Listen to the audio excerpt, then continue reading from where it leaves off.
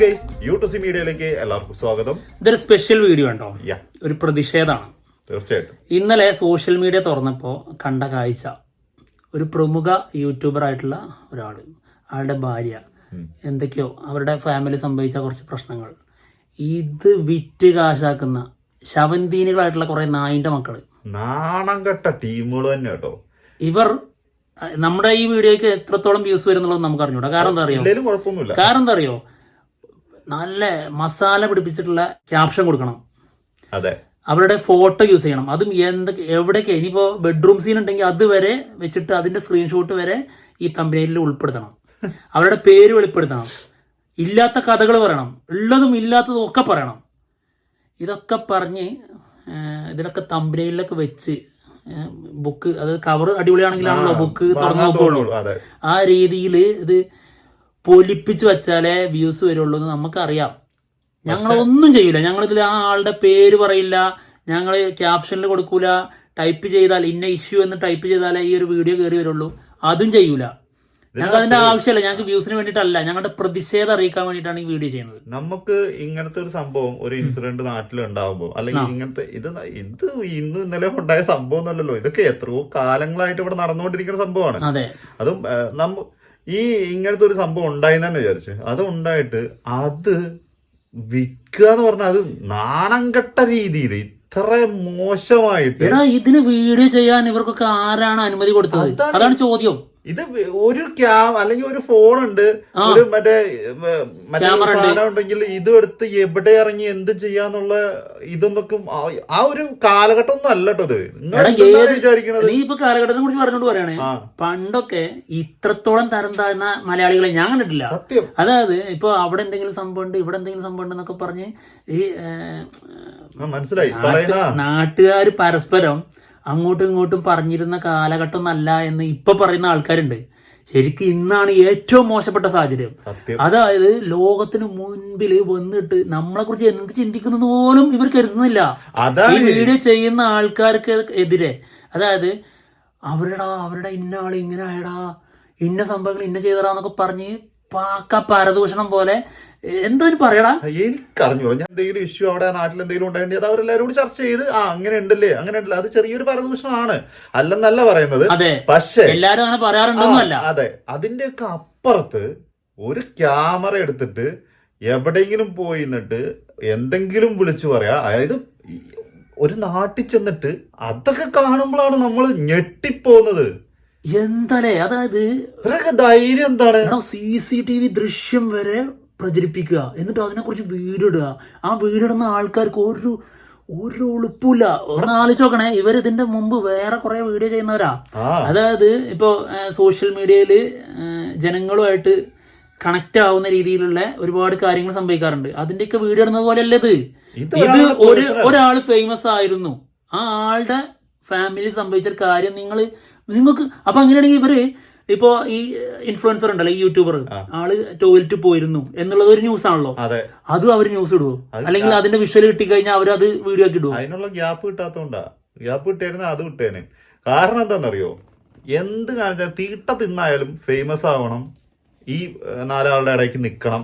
എല്ലാവരുടെയും ഈ നമ്മൾ കുറെ ചാനലുകൾ ഉണ്ട്, അതില്ലെന്ന പേരൊന്നും പറയുന്നില്ല, കുറെ ടീംസ് ഉണ്ട് ഇതിനു വേണ്ടിട്ട് ഇറങ്ങി. ഔചിത്യം കാണിക്കണം. നിങ്ങൾ ഇതേപോലെ വീഡിയോ ചെയ്ത് അതൊന്നും ഒരു പ്രശ്നമല്ല, അതല്ലേ ചോദിക്കുന്ന കേട്ടോ. നിങ്ങള് മറ്റുള്ള വിഷയത്തില് നിങ്ങൾ ഇരുന്നിട്ട് അതിന്റെ പഠിച്ചിട്ടൊക്കെ ഭയങ്കര അത് എന്താ അതിന് പറയാ, പൊളിറ്റിക്കൽ ഇൻകറക്റ്റ് ആയിട്ടുള്ള കാര്യങ്ങളും അതിനെയൊക്കെ വിലയിരുത്തി ഭയങ്കര വിശദമായ രീതിയിൽ ചർച്ച ചെയ്യുന്ന ആ രീതിയിൽ വീഡിയോ ചെയ്യുന്ന ആൾക്കാരാണ് നിങ്ങൾ. എന്നിട്ട് ആ ആൾക്കാർ വന്നിരുന്നിട്ട് നല്ല റീച്ച് കിട്ടാൻ പോകുന്ന ഒരു കണ്ടന്റ് അങ്ങ് വന്നപ്പോഴേക്ക് നിങ്ങൾ ഇരുന്നിട്ട് ഇവരുടെ ഫേസും ഇതൊക്കെ റിവീൽ ചെയ്ത് അങ്ങ് പറയാണിരുന്നിട്ട്. അപ്പൊ എവിടെ പോയി നിങ്ങളുടെ ആ മാന്യതയൊക്കെ? ആ പൊളിറ്റിക്കൽ ഇൻകറക്റ്റ് ആയിട്ടുള്ള കാര്യം നിങ്ങൾ ചെയ്യുമ്പോൾ നിങ്ങൾക്ക് പ്രശ്നമൊന്നുമില്ലേ? ഇതിനകത്ത് എന്താണെന്നറിയോ, ഇനി വേറൊരു കാര്യം, ഈ പറയുന്ന ആൾക്കാരല്ല, ഈ ചെയ്യുന്ന ആൾക്കാർ, ഇവരുടെയൊക്കെ കുടുംബത്തിൽ ഇത് ഉണ്ടായിട്ടുണ്ട്, ഇതേപോലെ തന്നെ ചെയ്യുമോ? ഒന്ന് ആലോചിച്ചോ. തുള്ളിയെങ്കിലും ഇതിലുള്ള കാര്യം എന്താ അറിയോ, ഇന്ന് നീ നാളെ ഞാൻ, അതാണ് ഇതിന്റെ രീതി. ഇപ്പോ നമ്മൾ ഈ വർഗീയതയൊക്കെ കാണുന്ന സമയത്ത്, ഇപ്പൊ നമ്മുടെ കേരളത്തിലല്ല മറ്റു സ്റ്റേറ്റിലാണ് എന്നൊക്കെ പറയുമ്പോ നമ്മള് അത് നമ്മളിലേക്കും വരുമെന്ന് ഒരു ജനാധിബോധമുള്ള മനസ്സിലുള്ള ആൾക്കാർ ചിന്തിക്കും, അതിനെതിരെ പ്രതികരിക്കും, അതിനുവേണ്ടി പ്രയത്നിക്കാറുണ്ട് ഇല്ലേ. എന്നാൽ ചിലര് അത് കാര്യമേ ആക്കാറില്ല. എന്ത് വീട്ടിൽ പോയി സേഫ് ആയിട്ടിരിക്കൂ എന്ന് പറയും, മനസ്സിലായില്ലേ. അപ്പോ ഈ ആൾക്കാർക്ക് അറിയില്ല അവിടെ നാളെ അല്ല ഇന്ന്, അതിനുശേഷം നാളെ ഇവിടെ എന്ന് ചിന്തിക്കൂല. ഇപ്പൊ സോഷ്യൽ മീഡിയയില് കുറച്ചെങ്കിലും ആൾക്കാർ അറിയുന്ന ആൾക്കാരുണ്ടെങ്കിൽ ആ ആൾക്കാരുടെയൊക്കെ കുടുംബത്തിൽ എന്തെങ്കിലും പ്രശ്നം വന്നു കഴിഞ്ഞാൽ അവരൊക്കെ ഇനി ഇതുപോലെ സോഷ്യൽ മീഡിയയിൽ ഇരുന്നിട്ട് അവരെ ശവം തിന്നാനായിട്ട് ഇങ്ങനെ ഇരിക്കുന്നതിനർത്ഥം ഇത് പക്ക അങ്ങനെയാണ്. പലരും ഉണ്ട്. വേറൊരു കാര്യം എന്താന്ന് വെച്ചിട്ടുണ്ടെങ്കിൽ ഇതെല്ലാരും അങ്ങോട്ടും ഇങ്ങോട്ടും അറിയുന്ന ആൾക്കാർ കൂടെയാണെന്നുള്ള സോഷ്യൽ മീഡിയ എന്ന് പറഞ്ഞാൽ ഇപ്പം നമ്മളറിയുന്ന കുറെ ആൾക്കാരുണ്ട്, സോഷ്യൽ മീഡിയയിൽ ഇൻഫ്ലുവൻസേഴ്സ് ആയിട്ടുള്ള ആൾക്കാരുണ്ട്, യൂട്യൂബിൽ വീഡിയോസ് ചെയ്യുന്ന ആൾക്കാരുണ്ട്. അതേപോലെ തന്നെ അങ്ങോട്ടും ഇങ്ങോട്ടും പരിചയമുള്ള ആൾക്കാരാണ് ഇരുന്നിട്ട് അവനൊരു സംഭവം വന്നപ്പോ ഇപ്പുറത്തിരുന്നിട്ട് വീഡിയോ ചെയ്യുന്നത്. അപ്പൊ ഇവരെയൊക്കെയാണ് പച്ചയ്ക്ക് വിളിക്കണ്ടേ. ഈ ശവന്തീനി കഴുകന്മാരില്ലേ, കൂട്ടത്തിൽ നടന്നിട്ട് അവനൊരു പ്രശ്നം വരുമ്പോ, അതായത് കൂട്ടത്തിൽ നടന്ന ആൾക്കാര് കൂട്ടത്തിൽ നടക്കുന്ന സമയത്ത് നമ്മുടെ കൂട്ടത്തിലുള്ള ആള് മരിച്ചു വീണാൽ ശവം അത് തിന്നും, അവർ കൊത്തി വലിച്ച് തിന്നും. അവര് അജാതി നാണംകെട്ട ടീമുകളാണ് കേട്ടോ. സത്യമായിട്ടും ഇതിനൊക്കെ ഒരു ലിമിറ്റ് വെച്ചില്ലെങ്കിൽ ഉണ്ടല്ലോ ഇത് ഭയങ്കരമായിട്ട് ബാധിക്കും. ഇത് ഒരു ഫോണുണ്ട് അല്ലെങ്കിൽ ഒരു ക്യാമറ ഉണ്ട്, അത് എടുത്തിട്ട് ഇറങ്ങിയിട്ട് എന്തും ചെയ്യാം, ആർക്കെതിരെ എന്തും കാണിക്കാം, അല്ലെങ്കിൽ ഓരോരുത്തരുടെ അവസ്ഥയെങ്കിലും മനസ്സിലാക്കിയിട്ട് വേണ്ടേ ചെയ്യണമെങ്കിൽ. നമ്മള് കണ്ടു, നമ്മളൊക്കെ വിമർശിച്ചതുമാണ്. അതായത് നമ്മുടെ പ്രിയപ്പെട്ട സലീമേട്ടൻ മരിച്ചപ്പോ, ശ്രീനിവാസൻ ചേട്ടൻ മരിച്ചപ്പോ ആ സമയങ്ങളിൽ ഔചിത്യബോധം ഇല്ലാത്ത രീതിയിൽ പെരുമാറിയതും അതിന്റെ അന്നത്തെ ഇഷ്യൂ ഒക്കെ കണ്ടതാണ്. ഇതുപോലത്തെ ആൾക്കാര് അതിനെ വിമർശിച്ചും ഒക്കെ വീഡിയോ ഇട്ട ആൾക്കാര് ഇപ്പോ ഇപ്പുറത്ത് നിന്നിട്ട് അവന്റെ ആള് ഇങ്ങനെ പോയി, അങ്ങനെ പോയത് ഇന്ന ആളുടെ കൂടെയാണ്, അവന്റെ കുറിയുടെ എണ്ണം ഇത്രയാണ്, എന്തൊക്കെ നാറിയ പരിപാടി ചെയ്തോണ്ടിരിക്കുന്നത്. നമ്മള് ഇപ്പത്തെ തലമുറ വന്നിട്ട് പറയും പഴയ ഇപ്പത്തെ ആൾക്കാരും അങ്ങനെയൊന്നുമില്ല. ഇപ്പത്തെ ആൾക്കാർ അന്ന് 10 പേരെ അറിയണ്ടായിരുന്നുള്ളൂ. ഇന്നത്തെ ചെയ്യുന്ന എന്താ വെച്ചിട്ടുണ്ടെങ്കിൽ 1000-10,000 ആൾക്കാരിലേക്ക് എത്തിക്കുക എന്നുള്ള പരിപാടിയാണ്. അതായത് പണ്ട് ഞാൻ ഇങ്ങനെ പറയുന്നു എന്നുള്ളത് ആ ആൾക്കാരുള്ളൂ. മറ്റുള്ളവരുടെ മുമ്പിൽ ഞാൻ അങ്ങനെ പറയുന്ന ഒരാളാണ് എന്ന് മറ്റുള്ളവർ ഒരിക്കലും കരുതരുത് എന്നുള്ള ചിന്തിക്കുന്ന ആൾക്കാരാണ്.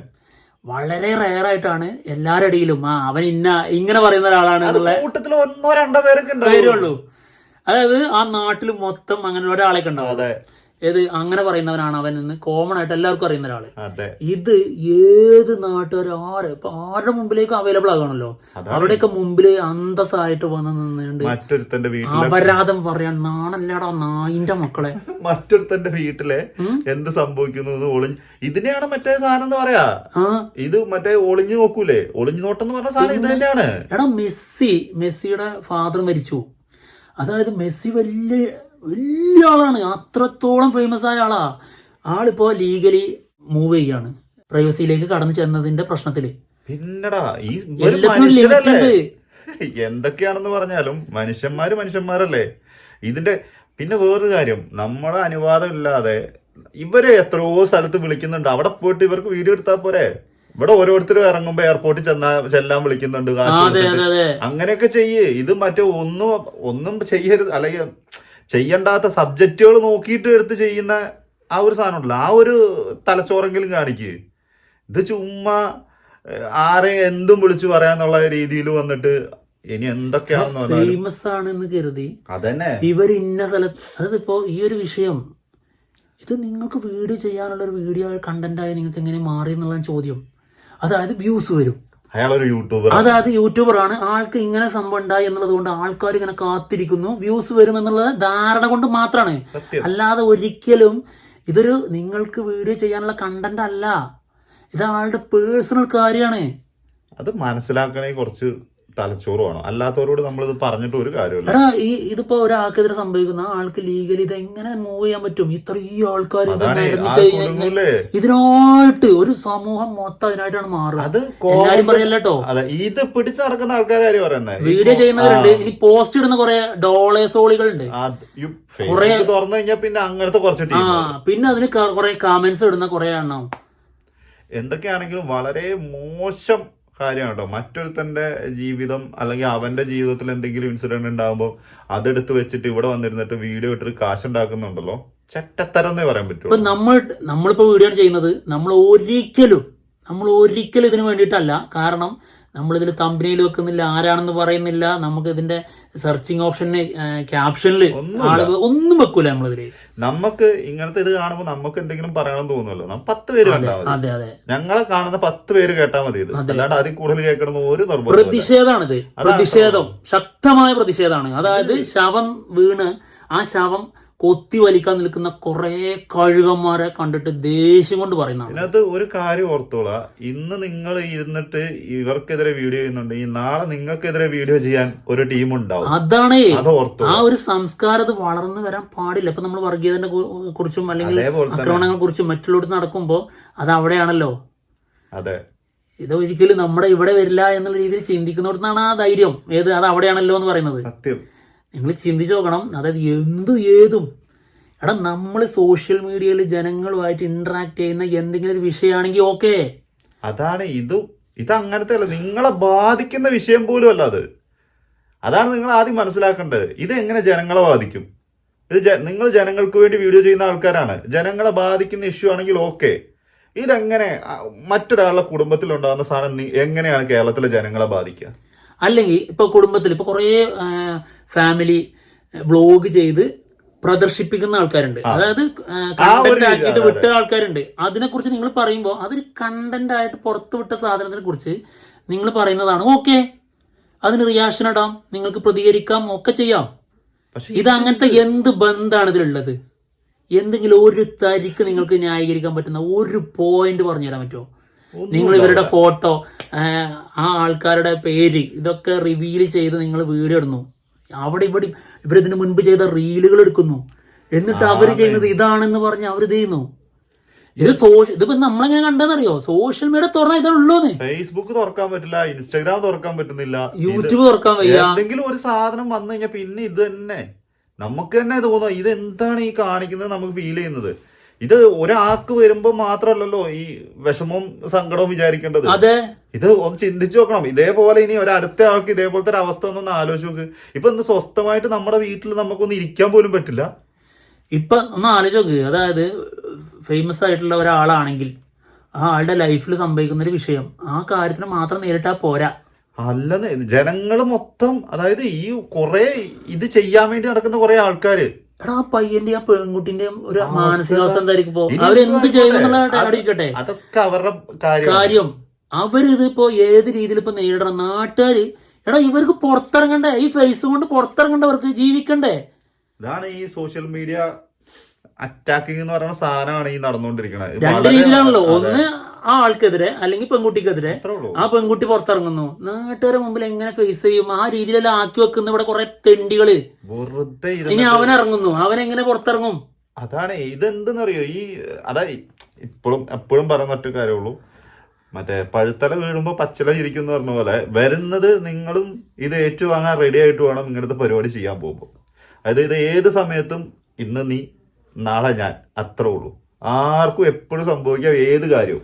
ഇത് പക്ഷെ അതിങ്ങനെ നടക്കാൻ പാടില്ല. കാരണം എന്താ പറയുക, നിങ്ങളുടെ കുടുംബത്തിൽ നടക്കുന്ന ഒരു വിഷയം അതിങ്ങനെ കുറെ ആൾക്കാർ വന്ന് ഫേമസ് ആയി എടുത്തിട്ട് പാടില്ല. അത് തെറ്റാണത്. അത് ചിന്തിക്കാൻ എന്താന്ന് അറിയാം, നമുക്ക് പറയണേ കുറച്ചൊക്കെ കോമൺ സെൻസ് എന്ന് പറഞ്ഞ സാധനം. ഇത് കോമൺ സെൻസ് ഇല്ലാത്തിന്റെ അല്ല, അവിടെ ഇത് മാർക്കറ്റ് ചെയ്യാൻ പറ്റുമെന്നുള്ള ചിന്ത, ആ ചിന്ത ഉണ്ടല്ലോ, അത് ഉള്ളിൽ നിന്ന് പോയിട്ടില്ലെങ്കിൽ കൊടിയ വിഷാണത്. അതെന്തുകൊണ്ടാ ചിന്ത വരുന്നതെന്ന് അറിയോ? ഈ സാധനം ഇല്ലാത്തതുകൊണ്ട്, അതായത് മറ്റൊരുത്തന്റെ പ്രശ്നമാണല്ലോ ഇത്. അത് മനസ്സിലാക്കാനുള്ള ബോധം ഇല്ലാത്തതുകൊണ്ടാണ് ഈ ചിന്ത വരുന്നത്. അത് വിറ്റ എനിക്ക് കാശ് ഉണ്ടാക്കാലോ എന്ന് മാത്രമാണ് അവിടെ അത് മാത്രമേ ഉള്ളൂ. അല്ലാണ്ട് അതിനകത്ത് വേറെ ഒന്നും ചിന്തിക്കുന്നില്ല. അതാ പറഞ്ഞത്. അതായത് വീഴുന്നത് വരെ അവരുടെ കൂട്ടത്തിലുള്ള ആൾക്കാർ വീണ് കഴിഞ്ഞാൽ അത് വെറും ശവം മാത്രമാണ്. ആ ശവം ഇവർ കൊത്തി വലിച്ച് തിന്നും. നാക്കിക്കോ നായിന്റെ മക്കളെ, നക്ക് തിന്ന്.